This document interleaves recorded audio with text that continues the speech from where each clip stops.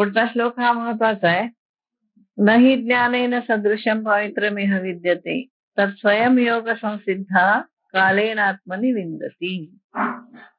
जे ज्ञानासारखी पवित्र करणारी वस्तू या जगामध्ये दुसरी कोणतीही नाही. योग संसिद्ध असा शब्द वापरला. योगाचरणाने स्वतः योग्यता प्राप्त झालेला मुमुक्षु. याला काय होतं तर आत्मविषयक ज्ञान स्वयं कालेन आत्मनि विंदती.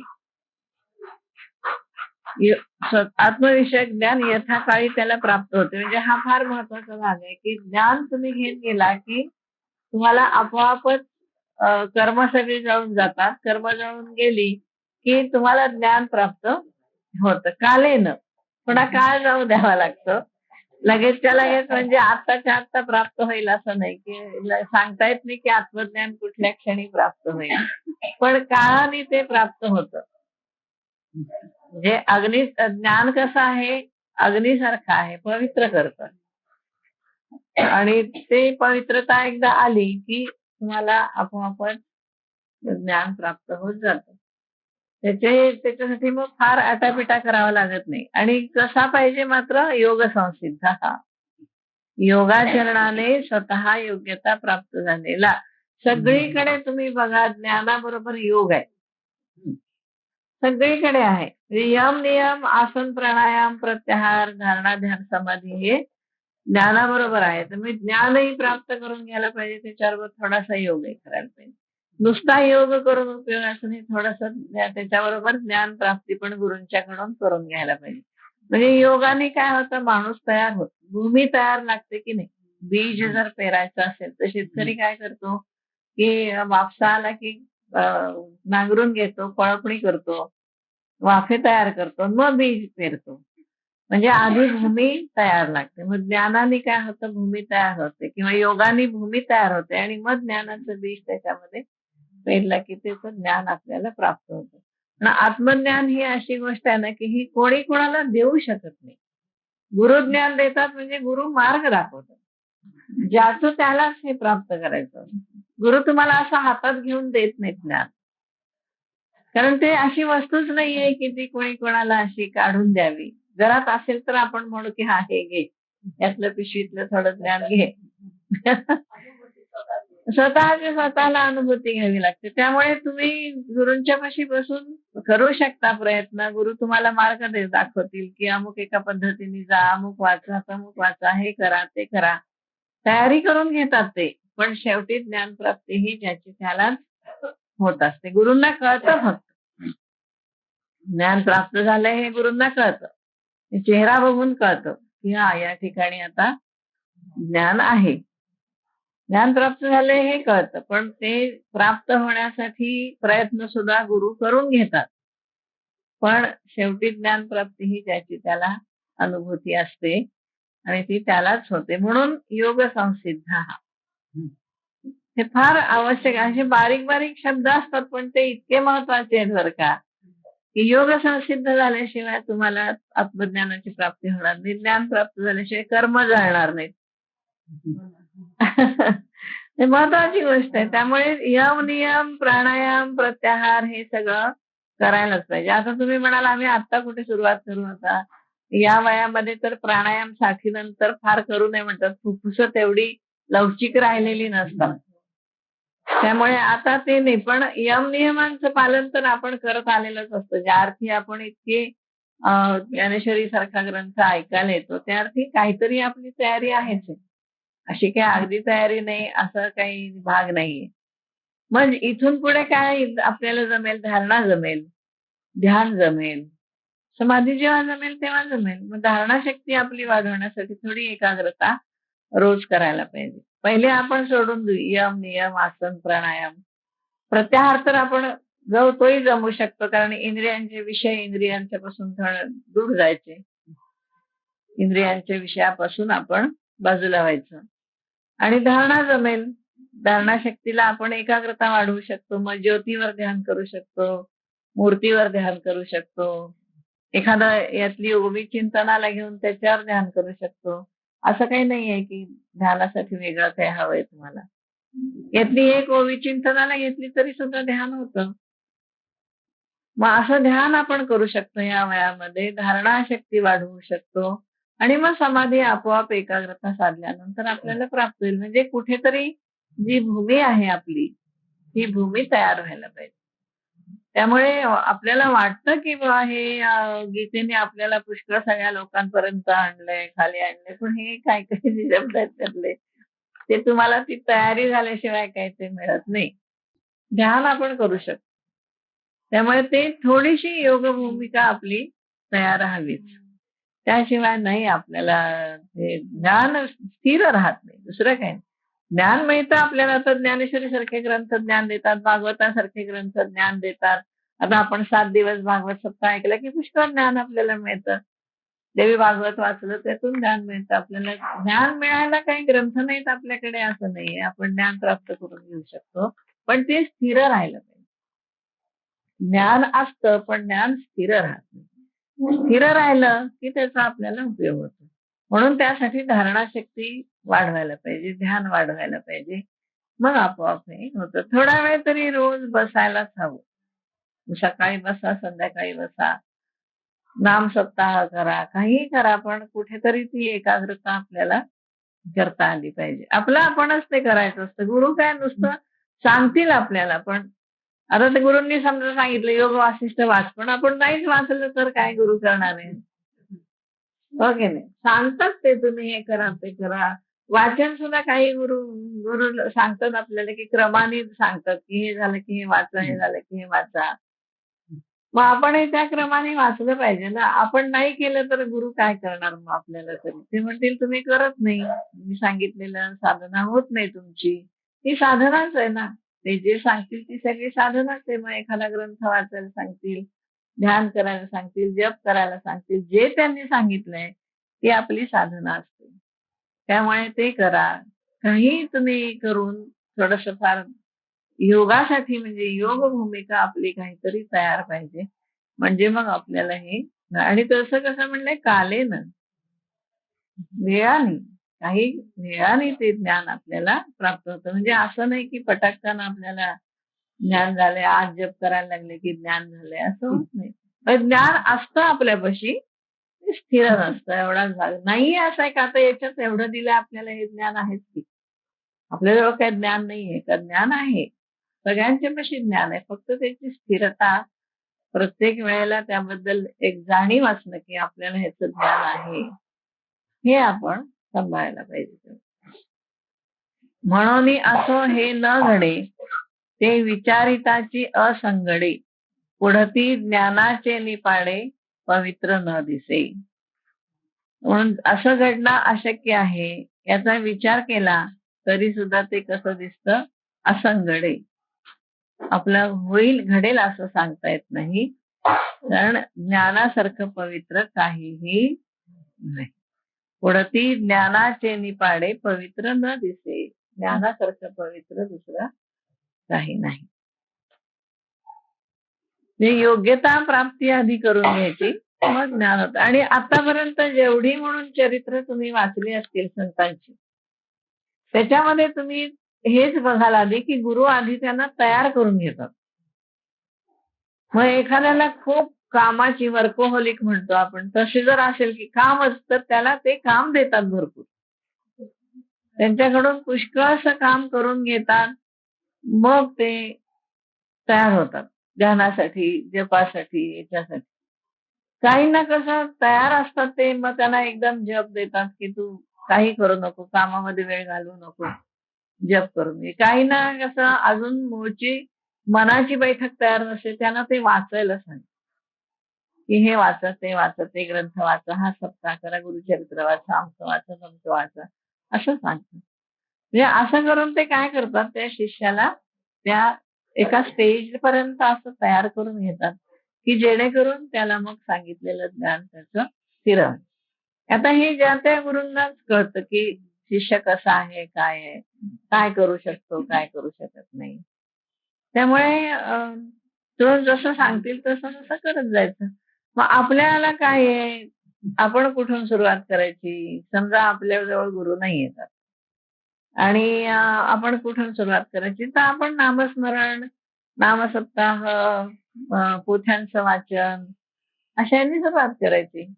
फक्त ते वाचत असताना आपली भूमिका तयार आहे की नाही याचा आपला आपण विचार करायला पाहिजे. नाहीतर नुसतं आता हे माघ महिना आला, दासनवमी आली, तुकाराम बीज आली म्हणून चला आपण दासबोध वाचू, तुकाराम गाथा वाचू, असं म्हणून ते होणार नाही. त्याच्यामध्ये वाचत असताना आपण यातलं किती घेऊ शकतो, आपण यातली किती तयारी आहे आपली, यातलं ज्ञान किती आपल्याला समजलेलं आहे, याचा पण विचार आपण करायला पाहिजे. नुसती पारायण करून उपयोग नाही. तसं करू नये असं नाही, करावी. पण त्याच्यात पारायण करत असताना आपलं चिंतन घडलं पाहिजे. आपल्याला ते ऍब्सॉर्ब झालंय की नाही, आपल्या मनामध्ये कितपत उतरलंय ते आपल्याला कळायला पाहिजे. आता आपण समजा इतक्या वेळेला दर दासनवमीला आपण पारायण करत असू दासबोधाचं, तर आपल्याला उत्पत्ती प्रक्रिया सांगता येणार आहे का दासबोधामधली, की अशा प्रकारे सगळे पंचमहाभूत निर्माण झाली, गुणमाया झाली, हो ना, त्रिगुण झाले, गुणमाया निर्माण झाली, मग त्याच्यातून पंचमहाभूत कशी आली, आपण सांगू शकतो का? क्रमाने विचार करायचा की इतक्या वेळा आपण दासबोधाचं पारायण केलं, आपल्याला आली काही उत्पत्ती प्रक्रिया, आपल्याला येते काही पंचीकरण म्हणजे काय आहे. कारण परमार्थी पंचीकरण म्हणले त्यांनी, परमार्थामध्ये पंचीकरण व्हायला पाहिजे. ते आपलं होतंय का, आपल्याला करता येते का, याचं चिंतन दासबोध वाचत असताना झालं पाहिजे. नाहीतर नुसते ग्रंथ वाचून तसं काय होणार नाही. तर गुरुचरित्रामध्ये एवढं त्यांनी सगळं वर्णाश्रम धर्म सगळा दिलाय, मग आपण पाळतो का? वर्णाश्रम धर्माचं पालन आपल्याला करता येतं का? आपली किती शुद्धता आहे, कशाची शुद्धता आहे आपली, अन्न शुद्धी आहे का, द्रव्य शुद्धी आहे का, शरीर शुद्धी आहे का, विचार शुद्धी आहे का, किती विचारात, हा, हा विचार शुद्धी महत्वाची. कोणाविषयीही आपल्या मनामध्ये कधीही वाईट विचार येता कामा नये. विचार शुद्धी आहे का, याचं आपण स्वतःशी चिंतन करायला पाहिजे. मग आपण याच्यामध्ये पुढे एकदा पक्की भूमिका तयार झाली ना, की ज्ञान स्थिर व्हायला वेळ आला. मग ज्ञान स्थिर होतं, ज्ञान समजतं, वाचल्यानंतर कळायला लागतं की याचा अर्थ असा होतो, याचा अर्थ असा होतो. खूप चिंतन व्हावं लागतं त्याच्यावरती. मग हे शब्द आपल्याला सगळे कळायला लागतात. म्हणून यांनी तो अगदी शब्द घालूनच ठेवलाय की योग संसिद्धा आणि कालेनं, काळाने. ते का वेळ यावी लागते, बरोबर ती वेळ आली की ज्ञानाची प्राप्ती होते. कधीही होईल, सकाळी होईल, दुपारी होईल, संध्याकाळी होईल. कधी क्षणात असं चमकून जाईल की अरे आपल्याला हे समजलं, आणि आपल्याला कळतं समजलेलं. जसं आता याच्यातले अर्थ आहेत ज्ञानेश्वरीचे, आपल्याला कळतं की नाही हा अर्थ समजला, हा अर्थ समजला नाही. तसं ज्ञान झालं हे सुद्धा आपल्याला कळतं की हा स्थिर होत नाही, स्थिर राहत नाही, नाही स्थिर राहायला पाहिजे. ते ज्ञानाची स्थिर, हा चिंतन खूप लागतं, खूप वाचन लागतं, सारखं वाचावं लागतं, तेव्हा ते राहतात. हो ना, त्याशिवाय नाही राहत. आणि ना असं म्हणजे पुस्तक आपल्याशी बोलतही नाहीत त्याशिवाय. तर पुस्तक बोललं पाहिजे आपल्याशी. हे वाचलं की त्यांनी त्यांनी येऊन सांगायला पाहिजे की अरे इथे असा अर्थ आहे, अरे इथे असा अर्थ आहे, अरे इथे असा अर्थ आहे. इतकं त्याच्याशी आपली समरस झालं पाहिजे. आणि ते वाचून वाचून होतं, पुष्कळ वाचन केलं की होतं. एथ ज्ञान हे उत्तम होय आणि काही एक तैसे के आहे, जैसे चैतन्य कानो हे दुसरे गा. इहलोकी ज्ञान हे उत्तम आहे, अतिशय उत्तम आहे. ज्याप्रमाणे दुसरं चैतन्य नाही. दृष्टांत बघा किती छान दिलाय. जैसे चैतन्य कानो हे दुसरे, हा ना, चैतन्य हे जसं दुसरं नसतं, तसं ज्ञान हे दुसरं कुठलं नसतं. ज्ञान हे त्याच्या इतकं उत्तम दुसरं काहीही नाही. कसं आहे ज्ञान बघा, या महातेजाचे निकैसे, जरी चोखाळू प्रतिबिंब दिसे, का गिवसिले गिवसे आकाश आहे. है ना, सूर्याच्या कसोटीला जर लावून पाहता त्याचं प्रतिबिंब जर तेजस्वी असं आढळेल, किंवा आकाशाला कवळू जाता जर कवळता येईल शक्य आहे का बघा ना. ते निसटून जाईल हातातून. ना तरी पृथ्वीचे निपाडे, कांटाळे जरी जोडे, तरी उपमा ज्ञानी घडे पंडकुमारा. किंवा योग्यतेने पृथ्वीच्या तोलाचं जर काही मिळेल तर अर्जुना ज्ञानाला उपमा सापडेल. म्हणजे ज्ञानाला उपमा नाही, अनुपम आहे. ज्ञान इतकी किती पवित्र आहे तर अनुपम आहे. ह्याच्यासारखं पवित्र आहे असं नाही सांगता येत. ज्ञान ही पवित्र त्याची त्यालाच उपमा आहे. म्हणून बहुती परी पाहता, पुढत पुढती निर्धारिता, हे ज्ञानाची पवित्रता ज्ञानीची आती. म्हणून अनेक प्रकाराने विचार केला आणि पुन्हा पुन्हा निर्णय करून जर पाहिलं, पुढत पुढती निर्धारिता, पुन्हा पुन्हा विचार करून जर पाहिलं, निर्णय करून जर पाहिलं, तर ज्ञानाची पवित्रता ही फक्त ज्ञानाच्याच ठिकाणी आहे. म्हणजे आपलं मन तेवढं पवित्र झालं पाहिजे, तेव्हा हे ज्ञान त्या मनामध्ये स्थिर राहील. नाही तर ज्ञान मनामध्ये स्थिर राहत नाही. ज्ञान मिळतं, ज्ञान देणारे खूप असतात, पण ज्ञान मनाच्या ठिकाणी स्थिर राहत नाही. फार फार अवघड गोष्ट आहे ती, की संत सहवासामध्ये आपलं मन पवित्र राहतं. कारण आपण त्या ठिकाणी फक्त पवित्र विचारच करतो. दुसरे कुठले विचार आपण संत सहवासात करत नाही. आता भागवत असतं ऐकत असतो आपण, तेव्हा काही आपल्याला दुसरे विचार तेवढाच एक आपण ऐकत असतो, त्याच्यामध्ये दुसरे विचार येत नाही. संत संघामध्ये आपलं मन पवित्र होऊन जात, तेवढा वेळ तरी आपलं मन पवित्र राहतच. म्हणून नेहमी ऐकावं, काहीतरी त्याच्यातून आपल्याला चांगलं मिळतं आणि त्याच्यात आनंद पण आहे. ज्ञान मिळण्यामध्ये आनंद पण आहे. कृष्णाच्या खोड्या किती वेळा ऐकलं तरी चांगल्या वाटतात.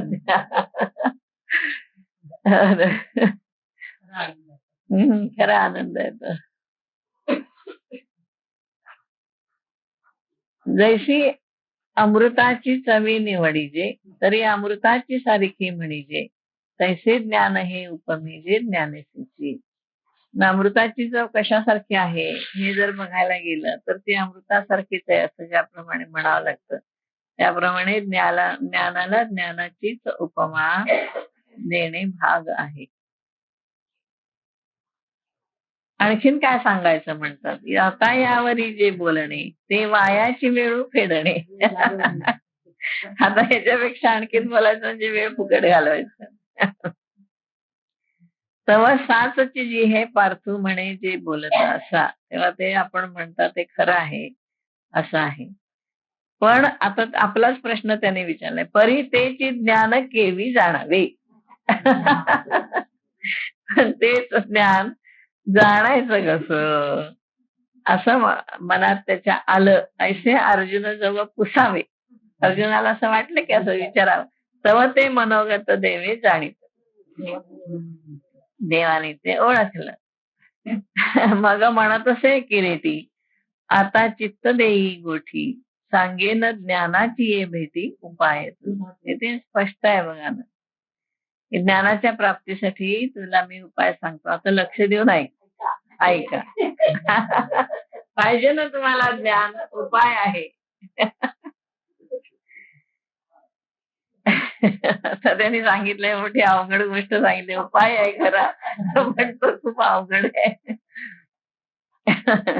श्रद्धावान लभते ज्ञानम तत्परहा संयतेंद्रिय. संयतेंद्रिय हा शब्द घातला ते अगदी ते क्लासेस टाकतातच मध्ये की असं असेल तर. त्यांनी काय म्हणलंय, श्रद्धावान, तत्पर आणि जितेंद्रिय, ज्ञानम लब्ध्वा पराम शांती माचिरेण अधिगच्छति, अशा मनुष्याला ज्ञान प्राप्त होते आणि ज्ञान प्राप्त झाल्याबरोबर अत्यंत श्रेष्ठ अशी शांती त्याला मिळते. म्हणजे आपल्याला जर आपली परीक्षा करायची असेल तर आपलं मन किती शांत आहे त्याच्यावर आपण परीक्षा करायची की आपल्याला किती ज्ञान प्राप्त झालेलं आहे. अशांत मन असेल तर अजून आपल्याला ज्ञानाची प्राप्ती नाही, शांत मन असेल तर आपल्याला ज्ञानाची प्राप्ती झाली असं समजायला हरकत नाही. आणि कसं म्हणले, श्रद्धावान, तत्पर, संयतेंद्रिय. तीन श्रद्धा पाहिजे. आपण म्हणूया की आमची श्रद्धा आहे, पण याच्यामध्ये सांगितलंय की तुम्ही काही झालं तरी घाबरू नका, परमेश्वरावर विश्वास ठेवा. आपली श्रद्धा त्यावेळेला डळमळते का? आपल्याला भीती वाटते का? परमेश्वरावर खरोखरच आपला तेवढा दृढ विश्वास आहे का, की समोर अगदी आगीत पडताना दिसतोय पण परमेश्वर आपल्याला पडू देणार नाही, इतकी आपल्याला त्याच्याविषयी श्रद्धा आहे का? तर त्याची आपण आपली परीक्षा करायला पाहिजे. श्रद्धा म्हणजे तेवढी लागते. शास्त्रेषु गुरुवाक्येषु अतीव विश्वासः. शास्त्र आणि गुरु आणि कसं पाहिजे, अतीव पूर्ण त्यांच्यावरती विश्वास पाहिजे की शास्त्रात सांगितलंय हे खरं, गुरूंनी सांगितलेलं आहे हे खरं. गुरूंनी सांगितलेलं जा, मग जायचं, शंका घ्यायची. गुरूंनी सांगितलेलं हे कर, मग करायचं, त्याच्यावर शंका घ्यायची. आणि यया वस्तूपलभ्यते, शंकराचार्यांनी फार त्याच्यामध्ये यया वस्तूपलभ्यते, ज्या श्रद्धेने परब्रह्माचा लाभ होतो तो विश्वास आहे. विश्वास केवढा पाहिजे, तर त्याने परब्रह्माचा लाभ झाला पाहिजे. यया वस्तूपलभ्यते, विवेक चूडामणीमध्ये त्यांनी व्याख्या दिली. यया वस्तूपलभ्यते, वस्तू उपलभ्यते, वस्तू म्हणजे परब्रह्म, उपलभ्यते म्हणजे प्राप्त होते. ज्यामुळे परब्रह्माची प्राप्ती होते अशा प्रकारचा विश्वास शास्त्र आणि गुरुवाक्य याच्यावर असेल तर त्याला म्हणायचं श्रद्धा. बऱ्याच व्याख्या दिल्यात मी त्याच्यामध्ये ही एक व्याख्या आहे की श्रद्धा काय आहे. तर असा जो श्रद्धावान असेल, तत्पर, अलर्ट, गहाळ नाही. समर्थांनी सुद्धा म्हणलंय बघा की ज्याला जाणवे हेवाडकार जाणले, जाणवं सुद्धा वेडवाकडं असतं कामध्ये. केवळपणे प्रत्ययासी आली, असं म्हणलं की नाही दासबोधामध्ये, की जाणवं सुद्धा असं सरळ राहिलं पाहिजे, इतका तो माणूस तत्पर पाहिजे. आता त्यांच्या वेळेला ते सगळ्यांना माहिती होतं. आता आपण म्हणू की कपडे वगैरे सगळे व्यवस्थित पाहिजे, चुरगाळलेले नाही पाहिजे, अमुक पाहिजे. एकूण काय, शिस्तबद्धता, स्वच्छ पाहिजे, शिस्तबद्ध. फार भारी कपडे घालू नका, पण जे घातले असतील ते व्यवस्थित पाहिजेत कपडे. श्रीमंतीला कोणी तसं महत्व दिलेलं नाही, पण स्वच्छता आणि शिस्तबद्धता याला तत्पर माणूस कसा असतो, त्याला कळतं लगेच. गुरूंना काय पाहिजे हे त्यांना लगेच कळतं. या ठिकाणी आपण काय करणं आवश्यक आहे हे लगेच कळतं. तत्पर पाहिजे माणूस, म्हणजे मनामध्ये दुसरे कुठल्या विचारांनी त्याच्यावरती प्रेशर आणता कामा नये. मनावर अन्य काही प्रेशर आपल्याला नको. एक काम करत असेल तर त्यामध्ये तत्पर पाहिजे, गहाळपणा अजिबात नको. आणि तिसरं काय म्हणलंय, संयत इंद्रियांच्यावर विजय योग येतोच. तुम्ही बघा कुठे इंद्रिय जय,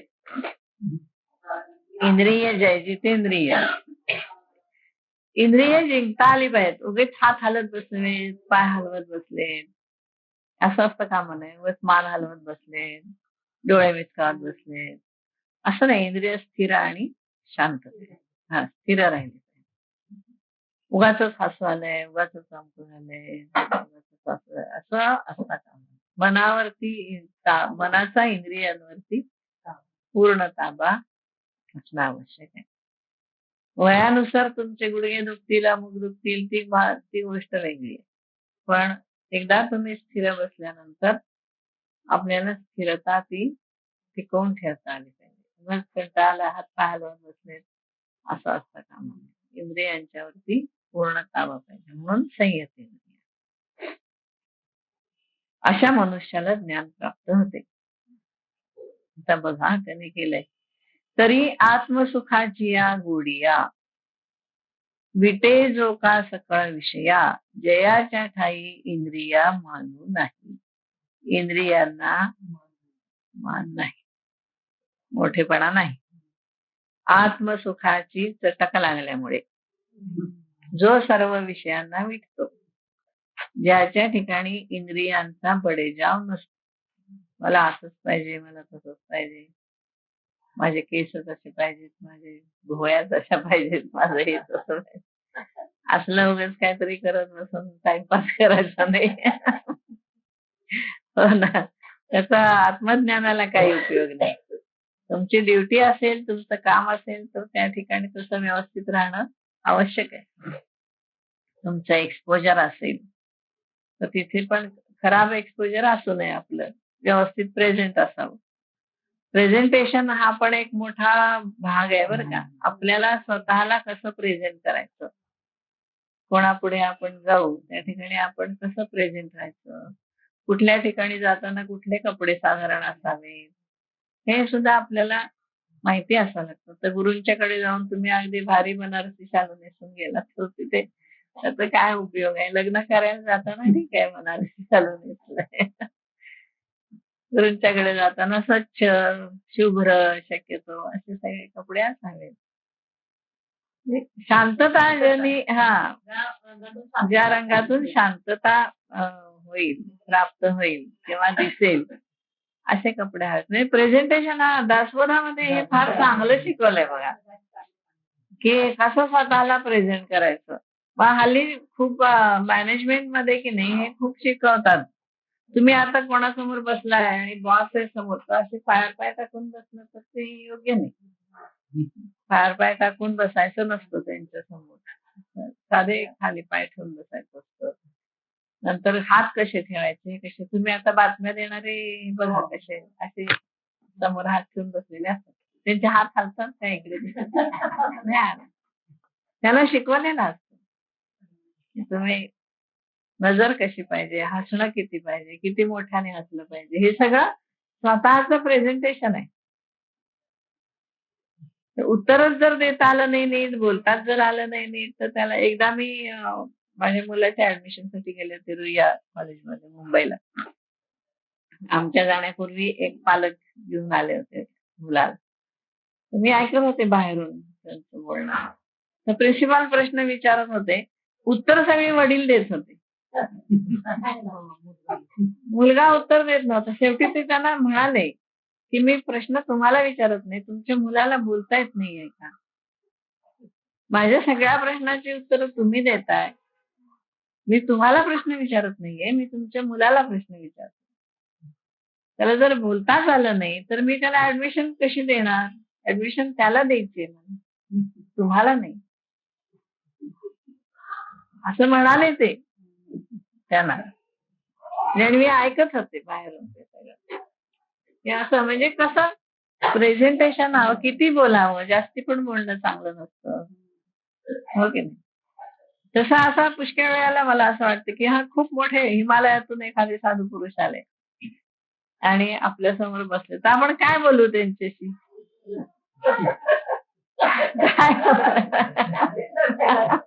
काय विचारणार. म्हणून त्या बाबतीत मला सावित्रीचं फार कौतुक आहे, फार मला आवडते. कारण तिने इतका होमवर्क पक्क केलं होतं बरं का. वर्षभर काय अशी बसली नव्हती. यमधर्माशी काय बोलावं हे तिला माहित होतं. बरोबर बोलली ती, बरोबर तिने त्याला गुंतवलं बोलण्यामध्ये, प्रश्न चांगले विचारले. हे काय उगाच होईल का सांगा मला, हुशारी असल्याशिवाय उगाच नाही होणार. म्हणजे सावित्रीचं यमधर्माचं संभाषण आहे ना, ते अभ्यास करण्यासारखं आहे. मागताना तू याचा प्राण सोडून दुसरं सगळं माग, असं ते सारखे म्हणत होते. शेवटचं तिने काय सांगितलं की सत्यवानापासून मला 100 पुत्र व्हावेत. म्हणजे प्राण घेऊन चाललाय नवऱ्याच्या, अशा परिस्थितीमध्ये ती होती. ती काय आनंदाच्या परिस्थितीत होती का? नव्हती.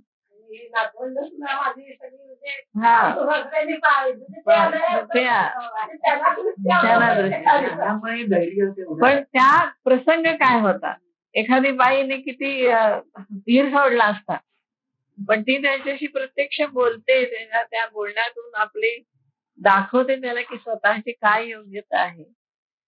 फार सुंदर आहे. असं असं प्रेझेंटेशन ह्याला फार महत्व आहे अध्यात्मामध्ये सुद्धा, की तुम्ही गुरूंच्याकडे सुद्धा कसं स्वतःला प्रेझेंट राहायला पाहिजे, काय नेमकं बोलायला पाहिजे, नेमक्या शब्दामध्ये तुम्ही कसं मांडलं पाहिजे. कारण त्यांच्यापाशी वेळ नसतो. आता आपण आचार्यांच्याकडे गेलो तर त्यांच्या भोवती इतके लोक असतात की त्यांना आपलं म्हणणं 2 वाक्यामध्ये सांगावं लागतं. 10 वाक्य बोलायला वेळच नसतो तिथे. मग त्यावेळेला आपले अभ्यास पाहिजे ना, की आपल्याला नेमकं काय बोलायचंय, कुठल्या शब्दामध्ये सांगायचं, म्हणजे त्यांना अपील झालं पाहिजे आपलं बोलणं. योग्य योग्य शब्दामध्ये, योग्य वेळेमध्ये आपण बोललं पाहिजे. त्याच्यासाठी आपल्या चेहऱ्यावर पण कॉन्फिडन्स हवा. घाबरूनही बोलता कामा नये. म्हणून म्हणलं जर हिमालयातून एखादे गुरु आले, आपल्याला अगदी पाहिजेत आणि ते म्हणतील ठीक आहे परमेश्वरांनी पाठवले, तर आपण काय बोलणार त्यांच्याशी? काय सांगणार त्यांना मी एवढं केलंय, तेवढं केलंय, एवढ्यापर्यंत माझा अभ्यास आहे, इथपर्यंत मला येतंय, याच्या पुढचं तुम्ही मला सांगा. असं सांगू शकू? ही माझी तयारी आहे. एवढं मी केलेलं आहे. आता मला याच्या पुढचं मला येत नाही किंवा हे मला अनुभूती पाहिजे, तेवढी तुम्ही मला द्या. असं आपल्याला कॉन्फिडेंटली सांगता आलं पाहिजे. म्हणून अभ्यास आपला खूप तयारी खूप लागते. असे गुरु नुसते मोठे आणखी गुरु साधे साधे म्हणजे थोडं थोडं आपल्यात तयारी करून घेणारे वेगळे, पण जेव्हा असे प्रत्यक्ष शेवटचा हात ठेवणारे जे असतात ठीक आहे एवढं झालं की झालं. प्रश्न विचारण्याचं थोडं ज्ञान अभ्यास करावा लागतो, अभ्यास करावा लागतो. म्हणून याने काय म्हणलंय की इंद्रियांचा बळीजाव नसतो अजिबात. जो मनासी चाड न सांगे, कशाचीही इच्छा मनामध्ये येऊ देत नाही. जो प्रकृतीचे केले न घे. किती छान सांगितलं बघा. प्रकृतीने केलेलं जे कर्म आहे त्या कर्माचा कर्तेपणा आपल्याकडे घेत नाही. प्रकृतीचे केले न घे. जो श्रद्धेचे नि संभोगे सुखिया झाला आणि श्रद्धेच्या उपभोगाने जो सुखी झालेला आहे. तया तेची गिवसीत. आता त्या माणसाला ज्ञान शोधत येत असा असेल तर हे घ्या. उपनिषदामध्ये उपकोशलाची एक गोष्ट आहे बघा. उपकोशलाला अग्नी ज्ञान देतात. गार्हपत्य अग्नी, आहवनीय अग्नी, दक्षिणाग्नी. ते गुरु त्याला समावर्तन संस्काराला बोलवत नाहीत. त्याला वाईट वाटतं. ते म्हणतात आम्ही तुला ज्ञान देतो. आणि मग जेव्हा गुरु परत येतात तेव्हा ते त्याच्याकडे जेव्हा बघतात तेव्हा त्यांच्या लक्षात येतं की ह्याला ज्ञान झालेलं आहे. मग ते विचारतात त्याला, तुम्हाला अग्नीने असं असं ज्ञान दिलं. ते म्हणतात याच्या पुढचं ज्ञान मी तुला देतो. अशी एक उपकुशलाची कथा आहे. आणि दुसरं सत्यकाम जाबालींची एक कथा आहे. त्यांना नंदी ज्ञान देतो, हंस ज्ञान देतो. असं करत करत ते जेव्हा येतात 1000 गायी घेऊन, तेव्हा गुरु म्हणतात तुला तर ज्ञान प्राप्त झालेलं आहे, जे काही राहिले ते मी आता तुला सांगतो. म्हणजे अशी तयारी त्याची झालेली. ज्ञान शोधत येत. हे ज्ञान पावे निश्चित, जयामध्ये अचुंबित शांती असते. त्यांनी काय सांगितलंय बघा. ज्या ज्ञानामध्ये निर्भेळ शांतीची वस्ती असते ते ज्ञान त्याला शोधत येऊन निश्चित प्राप्त होते. आपली तयारी एवढी करायची आपल्याला, ज्ञान आलं पाहिजे शोधत की ठीक आहे आता यांना आपण ध्यान देऊया. म्हणून हे लक्षात ठेवायचं, प्रकृतीचे केले नाही. प्रकृतीने जे केलेलं आहे ते आपण केलंय असं समजायचं. मनामध्ये शांती निर्माण झाली पाहिजे. जेवढं मन शांत होईल तेवढं ज्ञान आपल्याला जास्त प्राप्त होईल. आणि मनाची शांती ही अभ्यासाने येते. सतत अभ्यास करत राहिलं ना की मनाची शांती प्राप्त होते. ते ज्ञान हृदयी प्रतिष्ठे आणि शांतीचा अंकुर फुटे. मग विस्तार ब्रहुपकटे आत्मबोधाचा. ते ज्ञान अंतःकरणामध्ये स्थिर होते, मग शांतीचा अंकुर फुटतो, मग आत्मज्ञानाचा विस्तार पुष्कळ प्रकट होतो. शांती आणि ज्ञानाची स्थिरता, या दोन गोष्टी लागतात. ज्ञान स्थिर व्हायला पाहिजे. म्हणून तुम्ही एकदाच वाचा ज्ञानेश्वरी, पण पूर्ण ज्ञान झालं पाहिजे. एकदाच वाचा दासबोध, पण पक्का मनामध्ये ठसला पाहिजे. सांगता आलं पाहिजे ह्या समासामध्ये हे सांगितलंय म्हणून. एवढं तेवढं लक्ष पाहिजे ना वाचताना, की या समासामध्ये हे सांगितलेलं आहे, या समासामध्ये हे सांगितलेलं. वाचा, पुन्हा पुन्हा वाचा, पण लक्षात ठेवा कुठल्या समासात काय सांगितले. पंचीकरण म्हटलं की समास सांगता आलं पाहिजे. ब्रह्मज्ञान म्हणलं की समास सांगता आलं पाहिजे. बघा 8व्या समासामध्ये ब्रह्मज्ञान आहे. दशकामध्ये 8व्या दशकामध्ये ब्रह्मज्ञान. जगज्योती समास कुठला समास आहे सांगा. जगज्योतीच्या समासामध्ये दशकामध्ये अमुक अमुक एक आहे. श्रवणाचे कुठे कुठे आलेत समास, पटकन आपल्याला सांगता आलं पाहिजे. श्रवणाचे समास 3 ठिकाणी आले. तसंच 24 तास म्हणजे कुठल्या समाजामध्ये कुठली ओवी काय पूर्ण सांगतात. त्याच्यावरच प्रवचन असतात.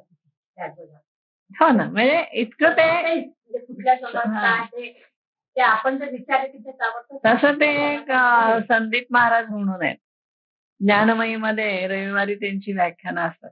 त्यांना प्रेक्षकातला एक माणूस आयत्या वेळेला एक ओवी सांगतो ज्ञानेश्वरी प्रेक्षकातला. तर ती ओवी कुठल्या अध्यायात आली हे आणि त्याच्या मागे पुढे कुठले संदर्भ आहेत याच्यासह ते पूर्ण प्रवचन करतात. तुम्ही सांगायची ओवी कुठलीही सांगा, ते सांगतात. 13व्या अध्यायामध्ये या श्लोकाच्या निरूपणात ही ओवी आलेली आहे. मग ते मागे पुढे सगळं सांग. इतकं ते ठसलं पाहिजे.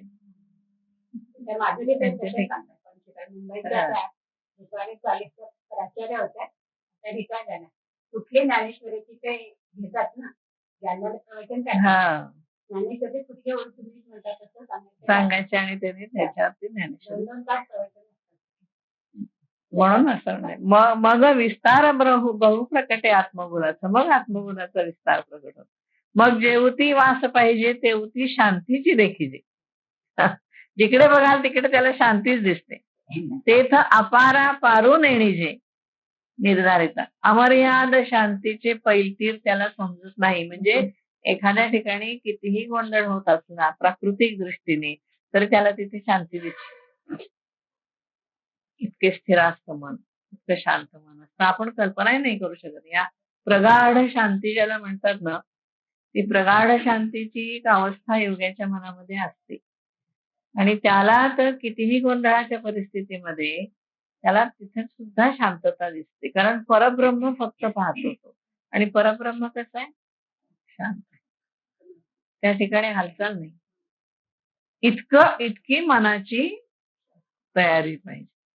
ऐसा हा उत्तरोत्तरू ज्ञान बीजाचा विस्तारू सांगता असे अपारू परी असो आता. अशा प्रकारे या ज्ञानरूपी बीजाचा उत्तरोत्तर होत जाणारा विस्तार आहे. तो सांगू लागलं तर तो संपणार नाही. थांबूया आपण.